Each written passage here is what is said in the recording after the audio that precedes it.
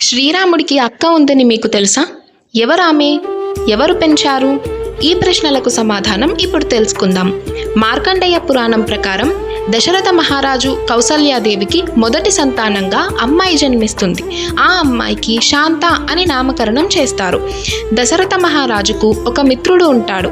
ఆయన వంగదేశపు రాజు రోమపాదుడు. ఆయనకు సంతానం ఉండదు. కాబట్టి దశరథ మహారాజుని తన కుమార్తె అయిన శాంతను దత్తత ఇవ్వమని అడుగుతాడు. దశరథ మహారాజు ఒక్క క్షణం కూడా ఆలోచించకుండా శాంతను రోమపాదుడికి దత్తత ఇస్తాడు. రోమపాదుడు శాంతను అల్లారు ముద్దుగా పెంచి పెద్ద చేస్తాడు. కొంతకాలం గడుస్తుంది.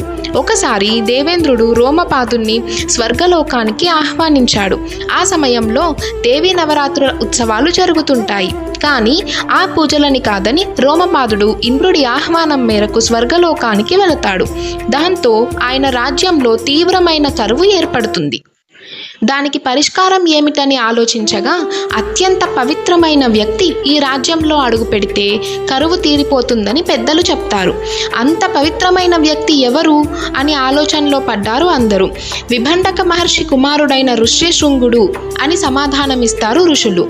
కానీ విభండకుడు కోపిష్టి. ఆయన్ని దాటి ఆయన కుమారుడైన ఋష్యశృంగుణ్ణి రాజ్యానికి ఎలా తీసుకురావాలి అని ఆలోచిస్తారు అందరూ.